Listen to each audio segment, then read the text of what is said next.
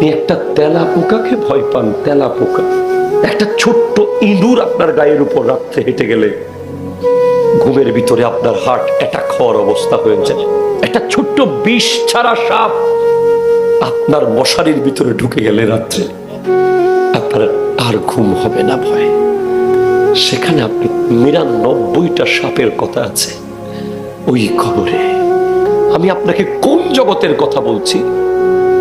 যেই ঘরে কোনো দরজা নাই, কোনো জানালা নেই, কোনো জেনারেটর নাই, কোনো টেবিল ফ্যান নাই, ভেন্টিলেটর নাই।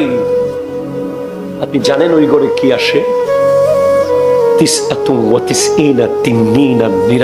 ৯৯টা সাপ। আপনি একটা তেলা পোকাকে ভয় পান, তেলা পোকা।